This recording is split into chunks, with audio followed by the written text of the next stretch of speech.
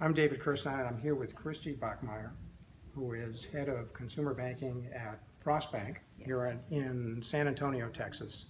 And we just got through, we're both here at the American Banker Retail Banking Conference, and I had the pleasure of facilitating a discussion on universal bankers and Christy presented a case study about how that's been done at Frost Bank and their success.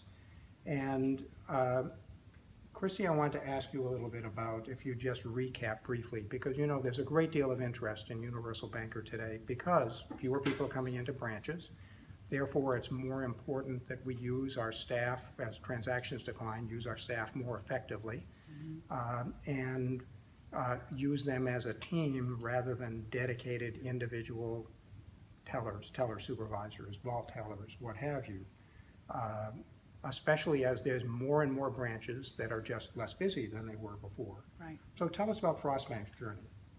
So Frost, we took a deep look into our branch network and realized that the universal model really made sense in our low volume locations, and so we started there and started converting our locations and realizing that the most important part of this transition was really the communication with the staff, making sure that we stayed in open dialogue and communication with them every step of the way. We used a Ken Blanchard change model to understand that there are natural stages that people go through when they go through change, and so we made sure that we recognized that none of those stages were unexpected or something that people should be embarrassed about going through, that's just a normal part of any change, and so we helped them through each of those stages. We also realized that it didn't work for all of our locations. As I mentioned, we looked at our low volume locations, and if it was a busier location, we opted not to do that. Not to go that route, but we have now converted 50% of our locations, and all of our new locations that we're opening are opening under the universal model as well. And so when you say 50%, how many total branches do you have? We have 130 locations, and so we have about 70 locations right now operating. Yes. And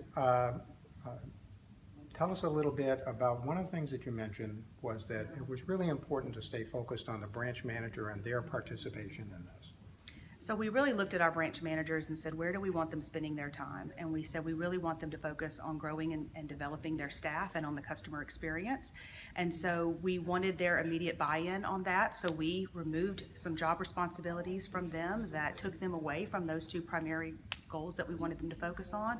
And we also made sure that they were change champions of this and could really support it.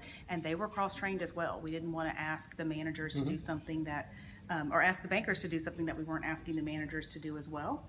So we cross-trained them, and they then trained their staff. So it made them true leaders of that change. So new people who are coming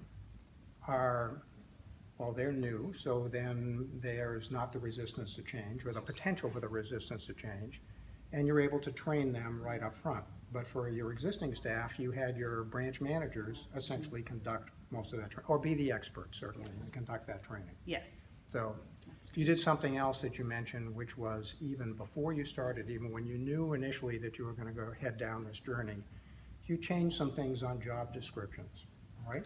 Yes, so when we knew this was going to be a big change for our longtime bankers, we take a lot of pride that we have a lot of great tenured bankers, and so we said we wanted to go ahead and get past some of the anxiety of a change like this, so we changed their job description a year before anyone was ever personally impacted by this change to include a line item that says that they're required to do teller transactions when needed.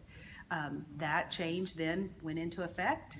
People got over it, and then by the time that we rolled out the change, they were more interested in how the customer was going to react and respond to this change, not what this meant to them.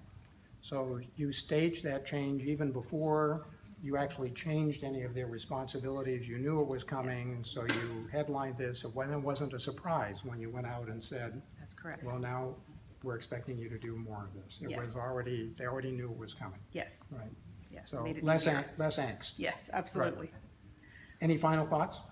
No, I would just say that this is not a one-size-fits-all approach, and it's not a one and done. It's something that requires active and ongoing dialogue and communication with your frontline team, and you have to be willing to listen and adjust as they give you that feedback.